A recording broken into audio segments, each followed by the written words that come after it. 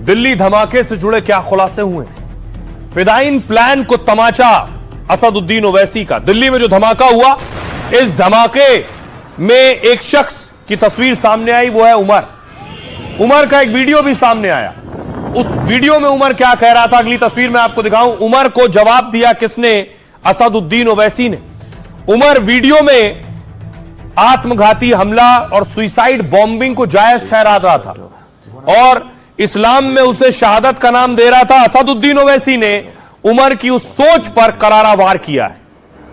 It is martyrdom operations and it is being known in शहादत का operation वो है जिसमें कोई शख्स ये मान लेता है कि वो एक तय समय पर जरूर मरेगा। दिल्ली दहलाने वाला जो उमर सुइसाइड हमले को शहादत बता रहा था और देश में फिदाइन दस्तों की फौज बना रहा था, उमर और उसकी खतरनाक सोच पर असदुद्दीन ओवैसी ने करारा तमाचा मारा है। जो उमर इस्लाम की बात कहकर युवाओं को मानव बम बनाने का प्लान बना रहा था, उसके हर प्लान, हर सोच को ओवैसी ने तथ्यों से तार तार कर दिया है।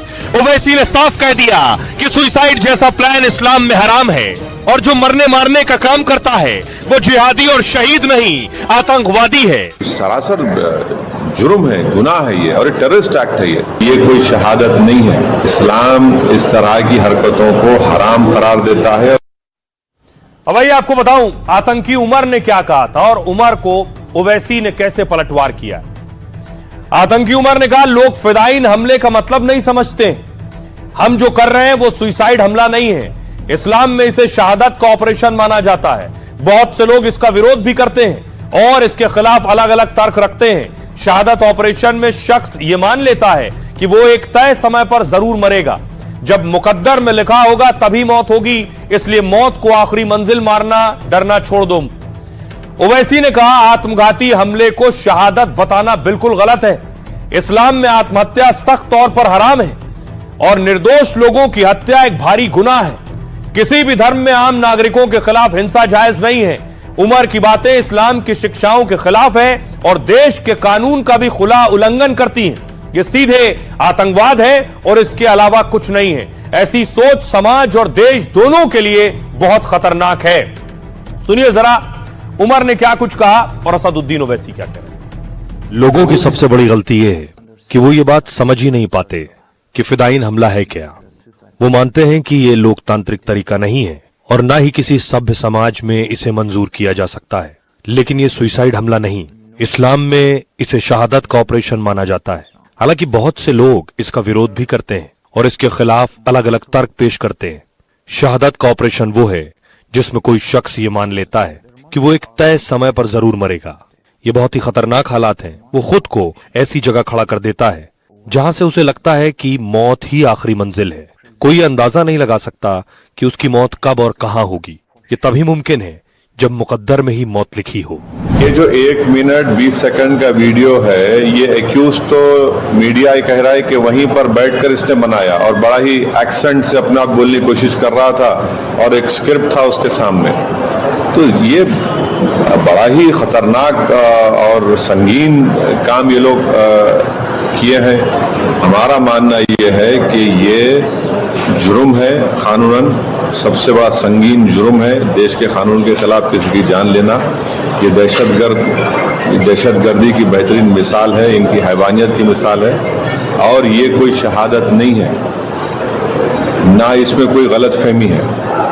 ये इस्लाम इस तरह की हरकतों को हराम करार देता है और जितने भी इस्लामिक मकतब फ़िक्र के जिम्मेदार हैं, उलमा हैं, सब आप ये कहेंगे कि ये संगीन जुर्म है। लेकिन उमर ने जो वीडियो बनाया था वो एक वीडियो नहीं बनाया था। ये जो आप देख रहे हैं ये इसका एक वीडियो नहीं है। ऐसे 70 वीडियो बनाए थे लोगों को आत्मघाती बनाने के लिए, और न सिर्फ वीडियो बनाए बल्कि उन वीडियो को लोगों को सुइसाइड बॉम्बर बनाने के लिए भेजा भी था, जिससे लोग उमर के वीडियो देखें और आत्मघाती हमलावर बन जाएं। लाल किले के पास उमर ने मानव बम बनकर धमाका किया है, लेकिन उमर जैसे कई और फिदाइन दिल्ली में धमाका करने वाले थे। इसके लिए डॉक्टर उमर खुद आत्मघाती हमलावर तैयार कर रहा था। वो युवाओं का ब्रेन वॉश कर फिदाइन फौज बनाने में लगा हुआ था।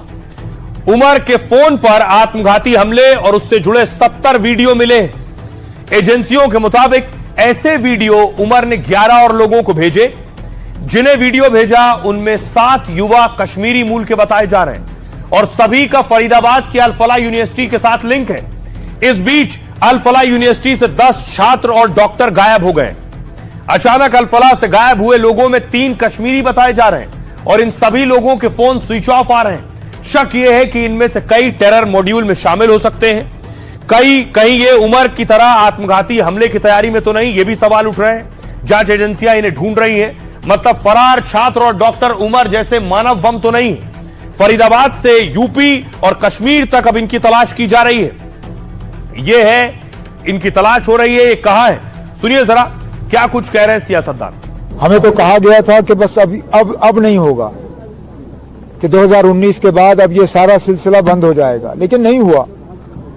अब क्यों नहीं हुआ, ये आपको उन लोगों से पूछना होगा जो हमारे सिक्योरिटी के जिम्मेदार हैं। वो जिम्मेदारी हमारे हाथ में है नहीं। लॉ एंड ऑर्डर एक बहुत सीरियस मामला है और दिल्ली में जो अभी हुआ है, भारत सरकार ने बहुत सीरियसली, बहुत गंभीरता के साथ उस मामले को एड्रेस कर रही है। इतनी आतंकवादी वारदात हो रही हैं भारत में, ये सब पाकिस्तान प्रायोजित है। पाकिस्तान सरकार, ISI और पाकिस्तान पोषित आतंकवादी संगठन गतिविधियों को करते हैं और भारत को इस सब पे बहुत सख्त कदम उठाने चाहिए। इसे रोकने के लिए भारत सरकार को 2 चीजों पर ध्यान देने की जरूरत है। एक तो सुरक्षा व्यवस्था और हमारी इंटेलिजेंस बहुत चौकस होनी चाहिए। हमारी इंटेलिजेंस हर बार फेल। अब देखिए, उमर ने 1-2 नहीं 70 वीडियो बनाए थे। वीडियो बनाने के बाद उमर मानव बम बन गया। लेकिन जब उमर सुइसाइड बॉम्बिंग आत्मघाती हमला करने वाला था, उससे 10 दिन तक इसी घर में था। 10 दिन घर में था, घर से बाहर नहीं निकला, सब कुछ घर के अंदर कर रहा था। खुद आज एजेंसियां नू में उसके उस घर तक पहुंची हैं जिस घर में उमर 10 दिन से रह रहा था।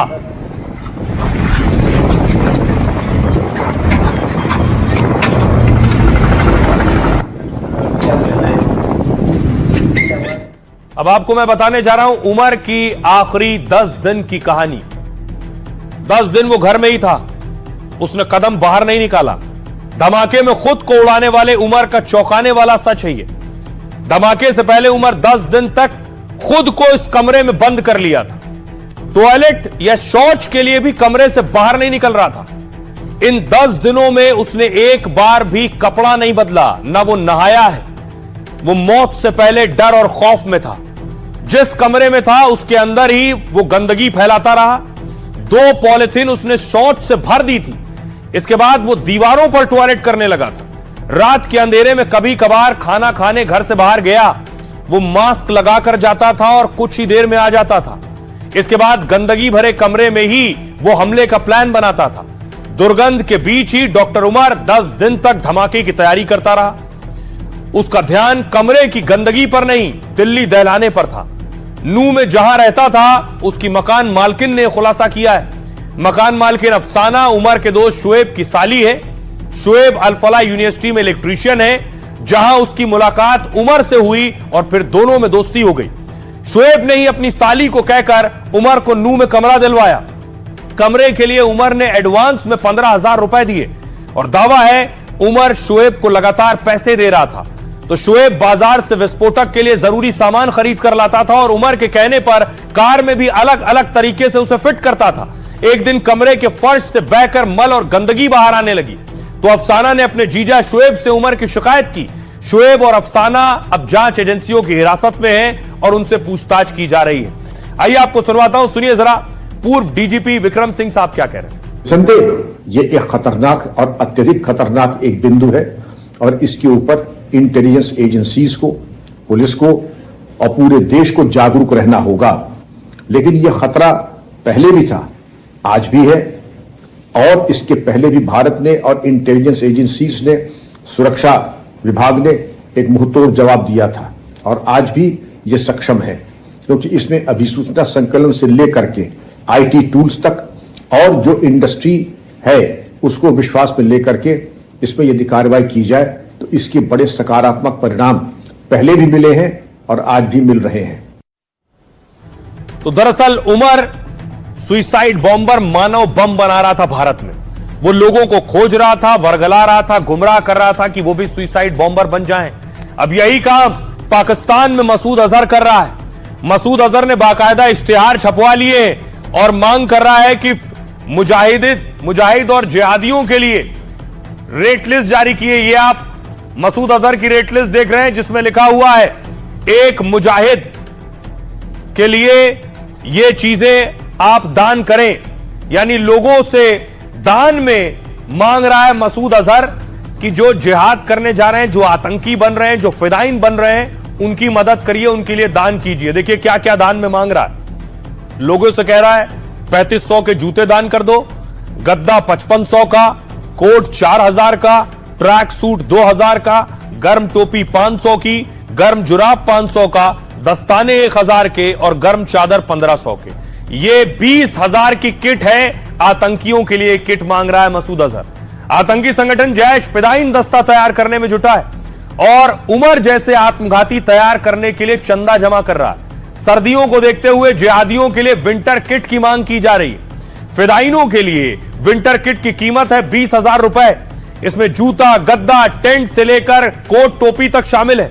इस किट की पेमेंट मसूद अजहर का गैंग ऑनलाइन ले रहा है। वो पाक के डिजिटल ऐप सडा ऐप के जरिए पैसे जमा कर रहे हैं। एजेंसियों को जैश के डिजिटल हवाला से जुड़े सबूत मिले। चंदा लेने के लिए मसूद जिहाद के नाम पर फिर से भड़का रहा है। कहा जिहादियों के लिए विंटर किट का इंतजाम करेगा, मतलब जो फिदाइन को किट के लिए 20,000 रुपए देगा वो जिहाद के लिए लड़ाका यानी आत्मघाती माना जाएगा। जो जिहादी के मरने के बाद उसके परिवार का ध्यान रखेगा वो भी जिहादी यानी जैश का बड़ा और अहम लड़ाका माना जाएगा। यह है लोगों को गुमराह करने के तरीके। सुनिए जरा एक्सपर्ट्स क्या कह रहे हैं। जैश ए मोहम्मद चंदे से अपने रिक्रूट्स के लिए विंटर क्लोथिंग इकट्ठा कर रहा है।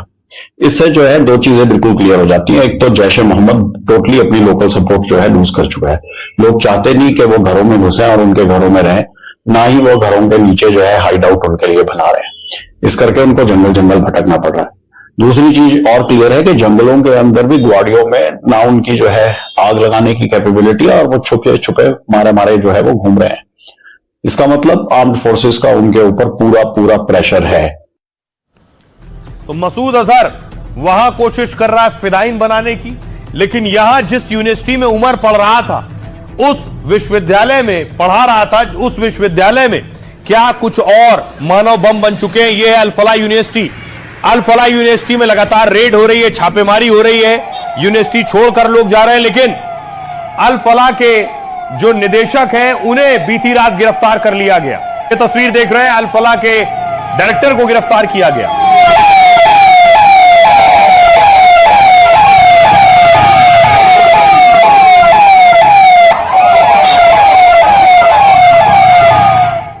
अब देखिए जरा अल फलाह के मालिक को क्यों उठाया गया।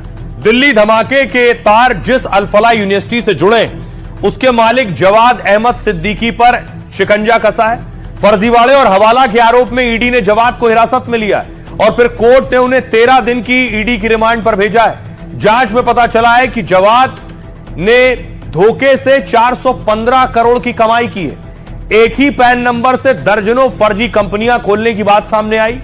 उसने गलत मान्यता दिखाकर अल फलाह में छात्रों का दाखिला कराया, फर्जी दस्तावेज तैयार कर यूनिवर्सिटी की गलत मान्यता दिखाई और अल फलाह को नामी संस्थान दिखाकर करोड़ों रुपए कमाए। उसने करीब 50 करोड़ की कमाई दान के जरिए दिखाई है, साथ ही 400 करोड़ से ज्यादा का मुनाफा और फीस दिखाया। एजेंसियों ने कहा जवाद के अरब देश भाग जाने का खतरा है और उसके कई रिश्तेदार वहां रहते हैं और वो अरब देश जाता रहता है। एजेंसी जांच कर रही है कि क्या वो टेरर के डॉक्टर नेटवर्क से भी जुड़ा था और क्या टेरर नेटवर्क बढ़ाने के लिए भी वो फंड ले रहा था। इन सारे एंगल से जांच हो रही है। सुनिए जरा क्या कुछ कह रहे हैं बीजेपी के नेता और कविंद्र गुप्ता और विनोद बंसल। जिस तरीके से वो एक तरीके से व्हाइट कॉलर टेररिज्म की फैक्ट्री बन गई थी यूनिवर्सिटी, इसकी बहुत गहराई से जांच आवश्यक है। किस तरीके से देश के अलग अलग कोने से आने वाले मुस्लिम युवकों को एक तरीके से वहां ब्रेन वॉश किया जाता था, जिहाद के लिए तैयार किया जाता था और ऐसा यूनिवर्सिटी के वाइस चांसलर और चांसलर को और मालिक को पता ना हो, ये अविश्वसनीय है। कुछ इंस्टीट्यूट से के माध्यम से भी देखिए ऐसा लगता है कि जैसे फरीदाबाद की वो यूनिवर्सिटी कोई मिलिटेंट्स पैदा करती थी। एजुकेशन इंस्टीट्यूशन में इस प्रकार से ना हो, उसको सुनिश्चित करना जरूरी है। इस प्रकार के जो एलिमेंट्स हैं तो उनको सख्त से सख्त उनसे कार्रवाई होगी, तभी ये चीजें संभव हो पाएंगी। न सिर्फ अल-फलाह यूनिवर्सिटी बल्कि आतंकियों के पैरोकार जितने भी हैं, जो लगातार उन आतंकवादियों को खाद पानी बीज देने का काम कर रहे हैं, कवर फायर देने का काम कर रहे हैं, उन सब के विरुद्ध भी कठोरतम कार्रवाई सुनिश्चित किया जाना जरूरी है।